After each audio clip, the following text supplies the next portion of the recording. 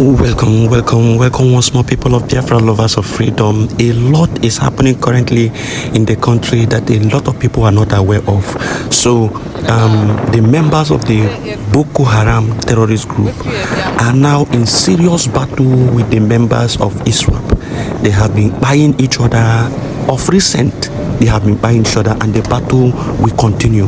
But before I go into analyzing some of these videos that was released, they had videos that they were exchanging gunfire and all of that. I will play all those videos here. But before I go into that, I want to show you this clip for you to understand clearly what is happening in the country. Watch this video. You cannot just sit down watching them to do whatever they feel like doing simply because they are professionals. You cannot talk to them. Give them target. During Jonathan, we brought mercenaries. They were about to finish Boko Haram. But because of our complacency and personal aggrandizement and personal interest, we asked them to go back. And we are still battling with the issue. I was in Borno State as a member of a state house of assembly when the mercenaries were in Borno. They were less than 30. They operate in a place like this. Everybody with a laptop before him, observing what is happening in the bush.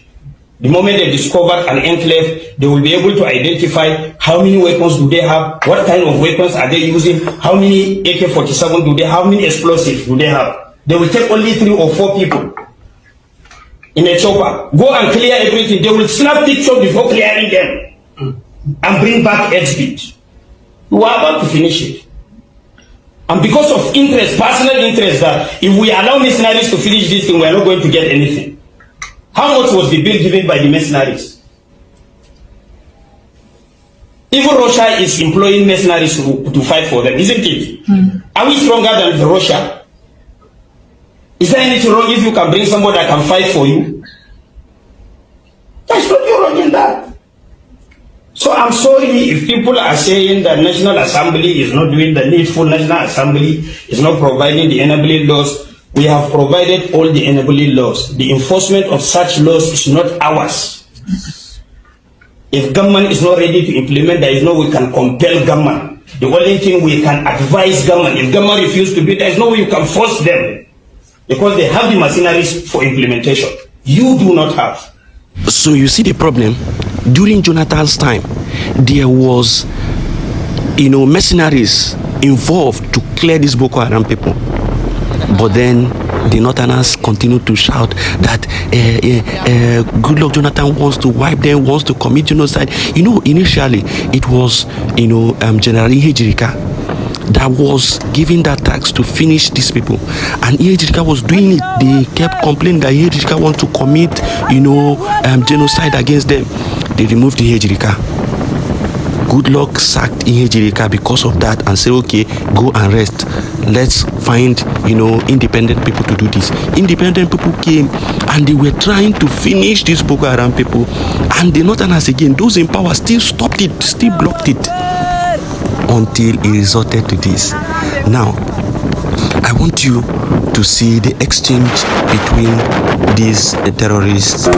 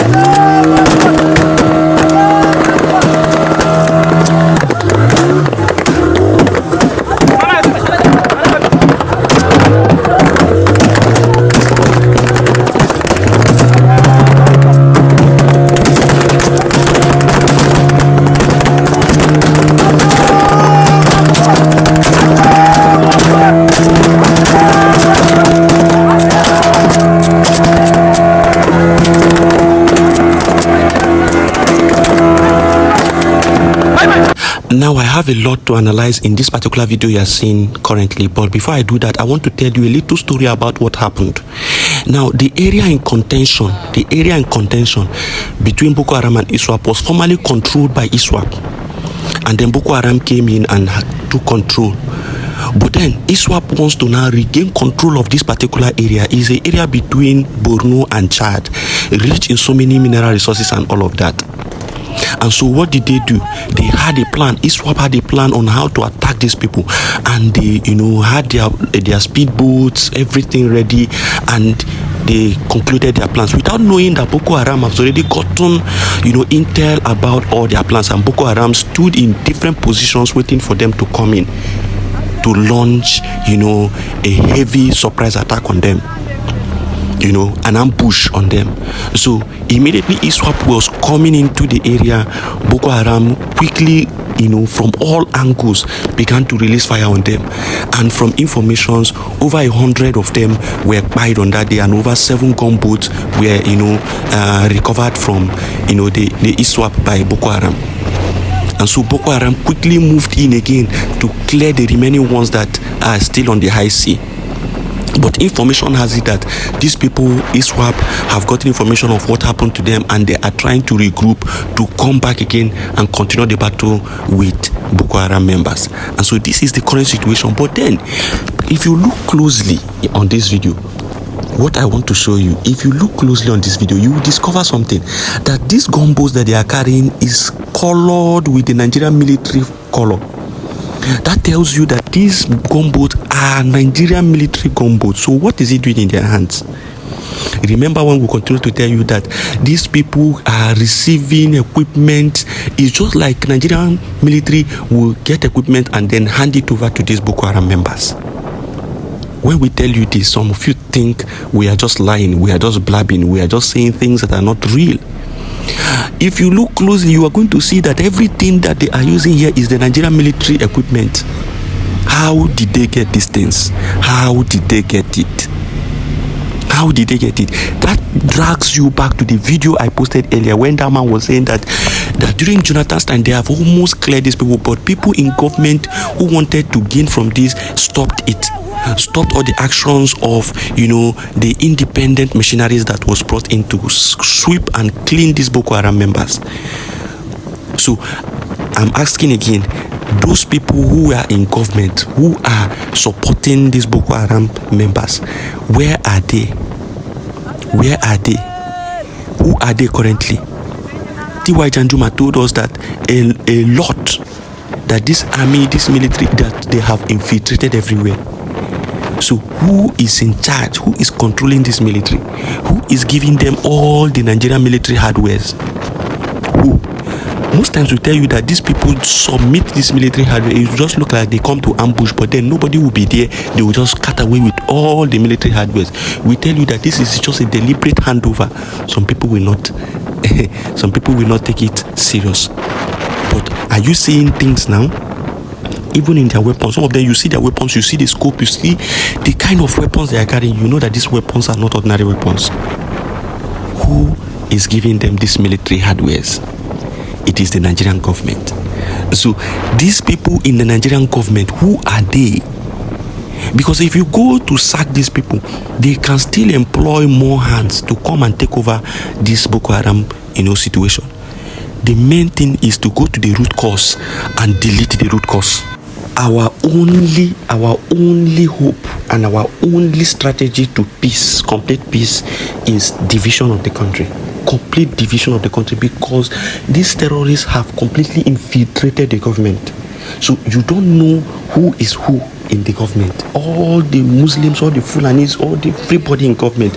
You can't trust any one of them in government. So who is in charge of this Boko Haram? Who are those connected to, furnishing them with equipment, with funding, with everything?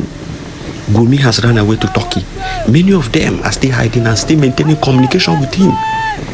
Who will you sack and who will you not sack? The best option is division of the country completely, and let those in the south rule themselves. Let those who want Boko Haram to remain with Boko Haram.